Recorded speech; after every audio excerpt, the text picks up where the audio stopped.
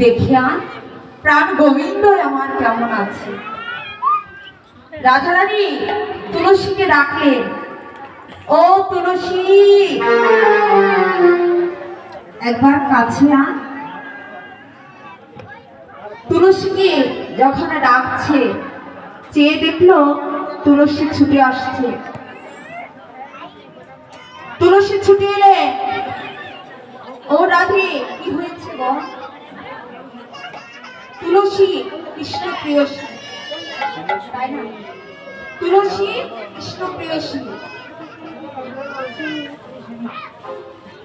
যদি গোবিন্দ চরণ পেতে চাও তাহলে এই তুলসীকে আহ্বান করো, তুলসীর চরণ সেবা করো। তুলসী কৃষ্ণ প্রেম ভক্তি পদায়িনী। মহাজন বললেন এই তুলসী কৃষ্ণ প্রেম ভক্তি পদায়িনী। যদি তোমরা গোবিন্দ চরণ পেতে চাও তুলসীর চরণ আশ্রয় করো,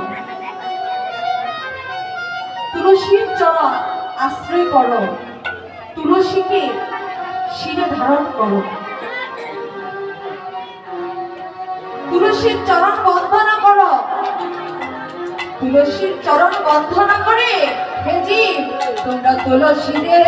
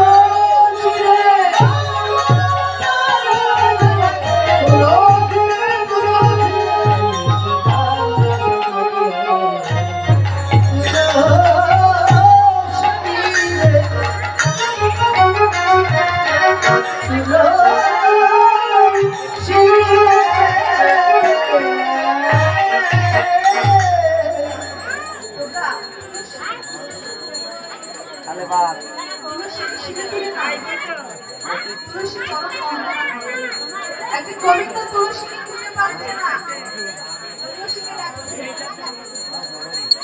তুলসীকে ডাকছে, ও তুলসী, তুলসী কোথায় গেছে? ও মা, কোথায় থাকে? কোথায় থাকে গো তুলসী? তুলসী থাকে গোবিন্দের চরণে, তাই না? গোবিন্দের চরণে থাকে।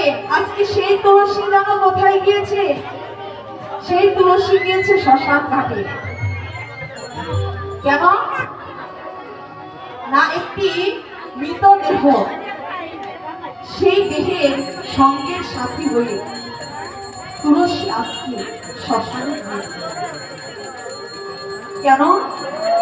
কেননা ওই যে মৃত ব্যক্তিটি সঙ্গের সাথী হয়ে তুলসী গিয়েছে, ওই মৃত ব্যক্তিটি তুলসীকে অনেক ভালোবাসে, তুলসীর সেবা করে, তুলসী চরণ বন্দনা করত, তুলসীকে মস্তকে ধারণ করত, তুলসী কাষ্ঠের মালা কণ্ঠে ধারণ করত। তুলসী সকালবেলায় ঘুম থেকে উঠে স্নান করে তুলসীর মস্তকে জল দান করত। সেই ভক্ত কৃষ্ণের চরণ পাবে বলে তুলসীর চরণ সেবায় নিয়োজিত ছিল। আজকে সকলেই ওই ভক্তটিকে পরিত্যাগ করেছে। শেষের সময় এসেছে তো, দেহ থেকে প্রাণ পাখি চলে গেল। প্রাণ পাখি চলে গেছে, তাকে নিয়ে যাচ্ছে শ্মশান ঘাটে। তার অন্তিম কাজ করবে বলে, আর তার সঙ্গের সাথী হয়ে তুলসী গিয়েছে। তুলসী মনে মনে বলছে, এ জগতে ওকে ছেড়ে তো সকলেই চলে গেছে, ওর সঙ্গের সাথে কেউ নেই। কিন্তু ও যে আমার ভজনা করেছে, সকলেই চলে গেলে আমি তো ওকে রেখে যেতে পারি না। আমি কোনোদিন ওকে রেখে যেতে পারবো না। সেই জন্য আজকে তুলসী শ্মশানে গিয়েছে। গোবিন্দ দেখতে পায় তুলসী কোথাও নেই। বৃন্দাবনে তুলসীকে খুঁজলে কোথাও তুলসীকে পেলেন না। ধ্যানস্থ হয়ে দেখতে পেলে তুলসী গিয়েছে ওই শ্মশানে। গোবিন্দ ছুটে গিয়েছে, ও তুলসী, তুমি শ্মশানে কি করছো? তোমার অবস্থান তো বৃন্দাবনে, তুমি শ্মশানে কি করছো? তখন গোবিন্দকে বললেন, এই ভক্ত আমাকে খুব ভালোবাসবে, আমার একনিষ্ঠ ভক্ত। প্রভু, সকলেই ওকে রেখে চলে যেতে পারি, চলে গেছে, কিন্তু ও যে আমার ভক্ত, ও যে আমার একনিষ্ঠ ভক্ত, তুলসী সেবায় নিয়োজিত। আমি জানি যে করে তুলসীর সেবা, সে পায় গোবিন্দের চরণ সেবার পাত্র। গোবিন্দের চরণ দয়াময়, এই যে আমার ভজনা করত, বলছে, ও তুলসী, চলো ফিরে চলো, বৃন্দাবনে চলো। বলছে, প্রভু, আমি বৃন্দাবনে যাব না। আমি যেতে পারি একটি শর্তে, তুমি যদি আমার এই ভক্তটিকে তোমার ওই যুগল চরণে স্থান দাও, তাহলে আমি তুলসী ওই ভক্তের জন্য ভক্তের সঙ্গের সঙ্গী হয়ে একই সাথে তোমার চরণ প্রাপ্ত হয়ে আমি তোমাকে নিয়ে ওই বৃন্দাবনে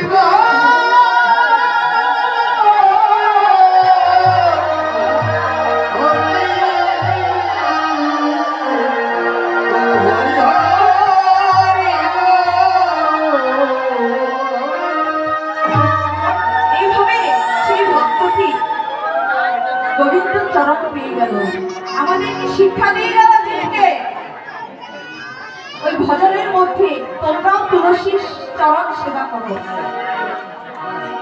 তুলসীর চরণ বন্দনা করো, তবে গোবিন্দ চরণ পাবে। বলেছি, মাগো, যা আছে বিশ্বব্রহ্মাণ্ডে তা আছে ব্রহ্মাণ্ডে।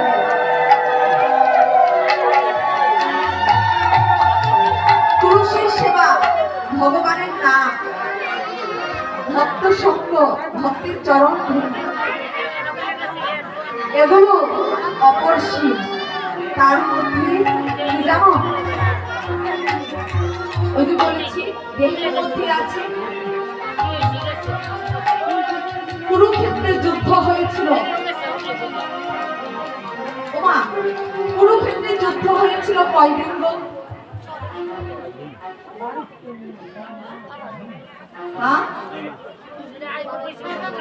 বাবা, কুরুক্ষেত্রে যুদ্ধ হয়েছিল কয় দিনে? 18 দিন। 18 দিন। কুরুক্ষেত্র কোথায়? দেহের ভিতরে। কুরুক্ষেত্র কোথায়? হ্যাঁ, দেহের ভিতরে। হস্তিনাপুর। ওইখানে কুরুক্ষেত্র। আরেকটি কুরুক্ষেত্র আছে, ওই যে বলেছি যা আছে বিশ্ব ব্রহ্মাণ্ডে তা আছে দেহমাণ্ডে। আরেকটি কুরুক্ষেত্র আছে কোথায়? এই যে আমাদের আপন আপন সংসার ক্ষেত্র, সংসার ধর্মক্ষেত্রই হচ্ছে কুরুক্ষেত্র।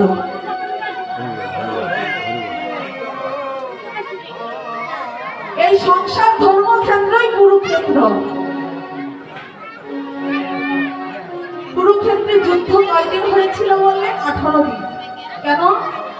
1 মাস হতে পারত, 16 দিন হতে পারত, 2 মাস হতে পারত, 18 দিন হয়েছে কেন?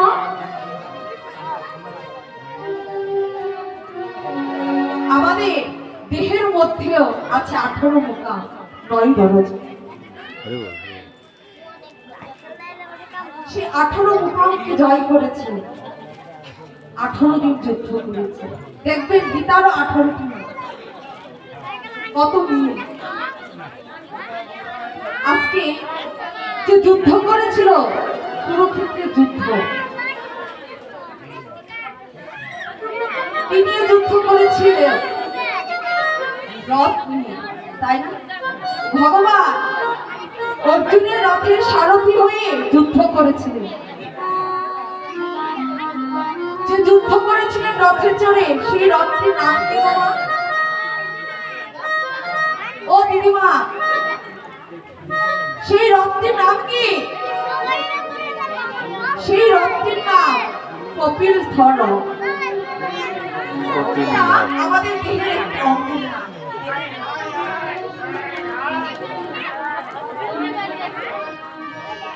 সেই রথ, ওই রথে ঘোড়া কয়টি ছিল গো? 2টি। কয়টি ছিল?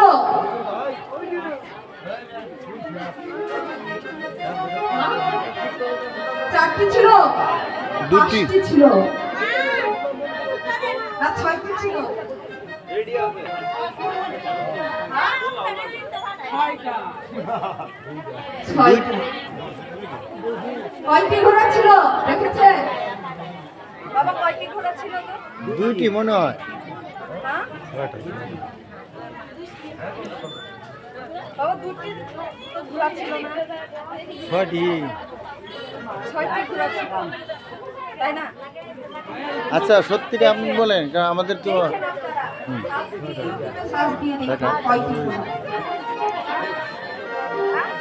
কয়টি ঘোড়া? 6টি ঘোড়া, 5টি ঘোড়া। কাম ক্রোধ লোভ মদ মাৎসর্য কয়টি হলো? 6টি। তাই 6টি। হ্যাঁ, 6টি ঘোড়া।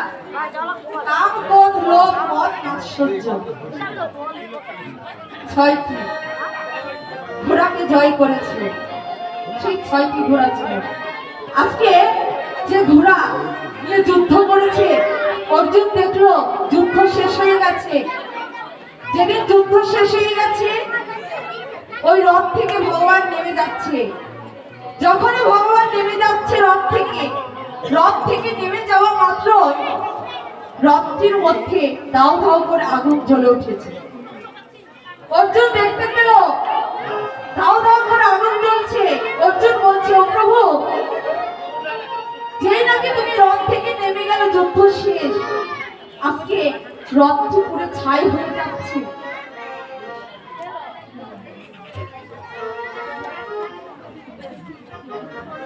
কেন ছাই হয়ে গেল? যখন গোবিন্দ নেমে গেল, রথটি দাউ দাউ করে পুড়ে জ্বলে ছাই হয়ে গেল। অর্জুন বলছে, ও প্রভু, তুমি নেমে যাওয়া মাত্রই রথটি আগুন ধরলো কেন? কেন পুড়ে ছাই হয়ে গেল? অর্জুন, ভগবান বল, অর্জুন, তুমি জানো না, আমি একবার যে রথ থেকে নেমে যাই, সেই রথখানি আগুনে পুড়ে ছাই করে দেয়। হরি বল, হরি বল, হরি বল। এই দেহ রথ দেয় না? দেয়। আগুনে পুড়ে ছাই করে দেয়। আগুনে পুড়ে ছাই হয়ে যায়। তাহলে প্রভু, তুমি প্রতিদিন যে যুদ্ধ করলে তখন তো করলো না, প্রতিদিন যুদ্ধ করলে নেমে গেলে তখন তো করলো না, আজকে কেন পুরে ছাই হয়ে গেল? বলছি প্রতিদিন পুড়ে নেয় কেন জানো? প্রতিদিন আমি যখন যুদ্ধ শেষ করে রথ থেকে নেমে গেছি, ওই রথের মধ্যে আমার গলার মালা খানি ওই রথে রেখে তবে আমি নেমে এসেছি। হরি বল, হরি বল। এই জন্য রথ খানে আগুনে পুড়ে। তবে আজকে যখন ওই মালা স্বরূপ সঙ্গে করে নিয়ে নেমে গেছি তখন পুড়ে গেছে। তদ্রূপ আমাদের এই দেহ রথটির বিচার করে দেখবেন, আমরা যখন ঘুমিয়ে থাকি, ঘুমানো ঘরে কখনো কিন্তু আমার ভগবান থাকে না। হরি বল, হরি বল। থাকে বাবা? ঘুমানো ঘরে ভগবান থাকে না। যখন ঘুমিয়ে থাকি ভগবান চলে যায়, থাকে কি? শ্বাস নিঃশ্বাস, পবন দেবতা। সেই পবন দেবতা আসা যাওয়া করে, সেই পবন দেবতা শ্বাস প্রশ্বাসের মাধ্যমে এই ঘুমের ঘরে আসা যাওয়া করে, ভগবান চলে যায়। তদ্রূপ ভগবান বললেন, হে অর্জুন, ওই মালা স্বরূপ পবন দেবতাকে সঙ্গে করে নিয়ে আমি যখন ওই দেহ থেকে নেমে যাই, তৎক্ষণাৎ চার জনাতে কাঁধে করে হয়ে ওই শ্মশান ঘাটে জ্বালিয়ে পড়ে ছাই করে দিল অর্জুন।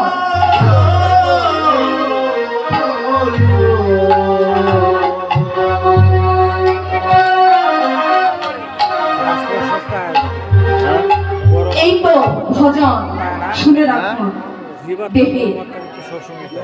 তাই করে কামনে গমন, সবসময় এটা কিন্তু এনে একভাবে সে নির্লিপ্ত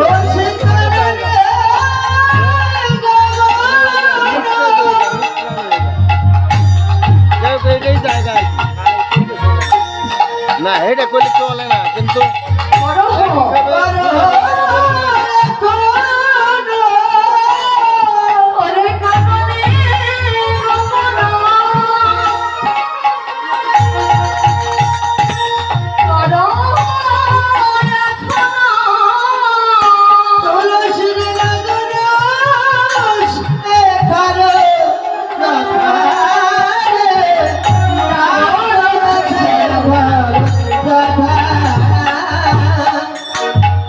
এবার তুলসী আমার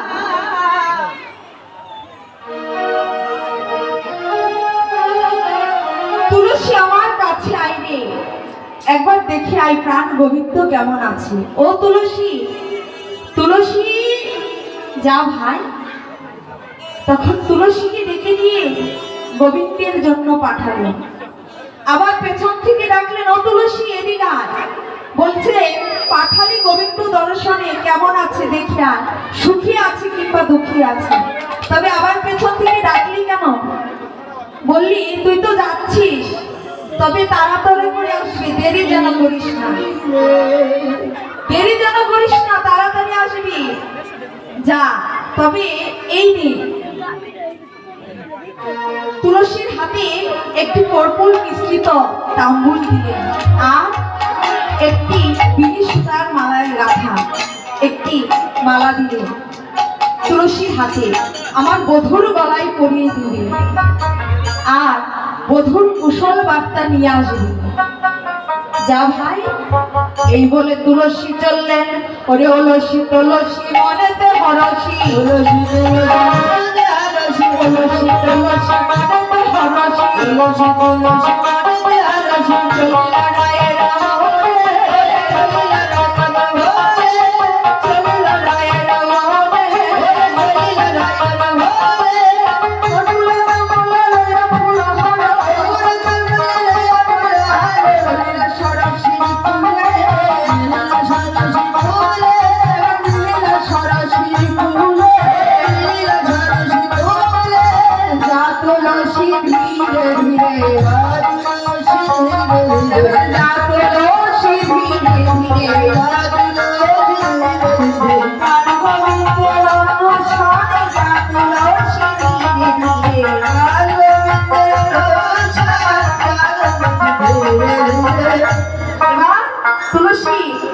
পৌঁছালেন ওই বনমধ্যে। দেখলে দূর থেকে গোবিন্দ বসে আছে। গোবিন্দ বসে আছে, গোবিন্দকে ডেকে ডেকে বলছে, ও গোবিন্দ, তুমি এমন করে ধুলাই পড়ে আছো কেন? গোবিন্দ রাধা বিরহে ধুলার মধ্যে পড়ে গড়াগড়ি খাচ্ছে, রাধার বিরহে হয়ে কাঁদছে। রাধারানীকে দেখছে না, কাঁদছে। আর তুলসী ডেকে ডেকে বলছে, ও গোবিন্দ, তুমি এমন করে ধুলাই গড়াগড়ি খাচ্ছ কেন? বলো বলো গোবিন্দ, তুমি এমন করে কাঁদছো কেন? বলো বলো গোবিন্দ, তুমি কাঁদছো কেন?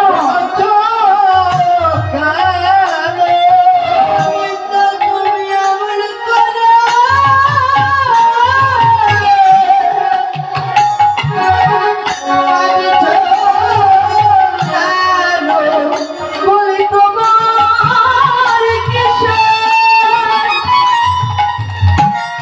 অভাব হলো? বলি গোবিন্দ, তুমি বলি কাঁদছো কেন? তোমার কিসের অভাব হলো।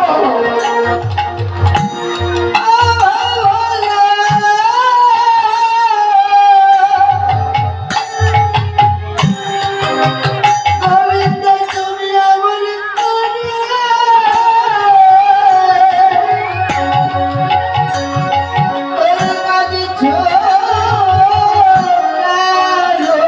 বলি তোমার কিসের অভাব হলো? প্রতিরোধী শশী চরণ তলে